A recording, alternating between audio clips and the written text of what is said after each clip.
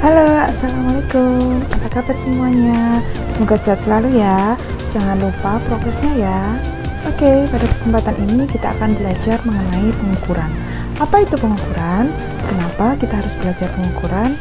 Yuk, langsung saja kita mulai. Nah, ada 3 gambar yang akan disajikan. Apa yang kalian pikirkan ketika melihat gambar-gambar berikut? Apakah menurut kalian ini adalah kegiatan pengukuran? Ya, betul. Ketiga gambar tersebut adalah kegiatan pengukuran, di mana ketiganya menentukan nilai dari suatu besaran dengan menggunakan alat ukur.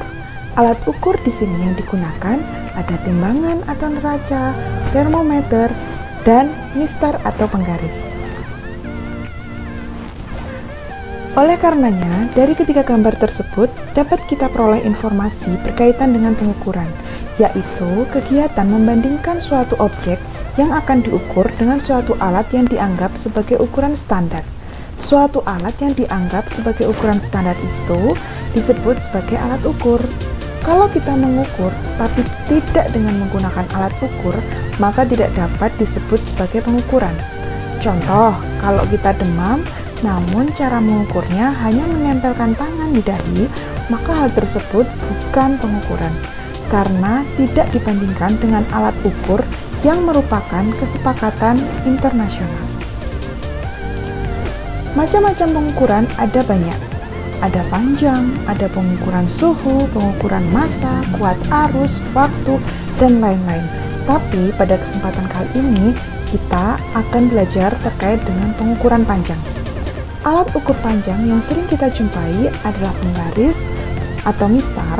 Biasanya kita gunakan penggaris atau mistar ini untuk mengukur panjang atau lebar dari suatu benda. Skala terkecil dari penggaris atau mistar adalah 0,1 cm atau 1 mm.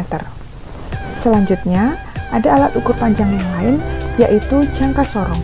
Alat ukur ini banyak digunakan oleh tukang bangunan karena skala terkecilnya yang lebih kecil dibandingkan dengan penggaris atau mistar, yaitu 0,01 cm. Sehingga jangka sorong ini perhitungannya lebih detail digunakan untuk mengukur benda. Jangka sorong ini juga digunakan untuk mengukur diameter dalam dan luar dari suatu benda. Yang ketiga, ada micrometer scope. Skala terkecil dari micrometer scope adalah 0,01 mm. Artinya, nilai ketelitian dari micrometer scope ini lebih baik dibandingkan dengan jangka sorong tadi. Micrometer scope ini biasanya digunakan untuk mengukur ketebalan dari suatu benda. Berikut ini adalah bagian-bagian dari jangka sorong. Untuk membaca hasil pengukuran dari jangka sorong, yang perlu kita amati adalah skala utama dan skala noniusnya. Oke, skala utama adalah di mana angka-angkanya lebih besar, sedangkan skala nonius angka-angkanya lebih kecil. Selanjutnya adalah gambar dari micrometer scope beserta bagian-bagiannya. Sama seperti jangka sorong, untuk menentukan hasil pengukuran micrometer scope, kita perlu mengamati nilai dari skala utama yang terdapat pada silinder tetap dan skala nonius yang terdapat pada silinder geser.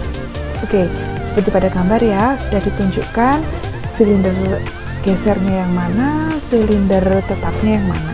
Silinder tetap untuk skala utama, sedangkan silinder gesernya untuk skala nonius.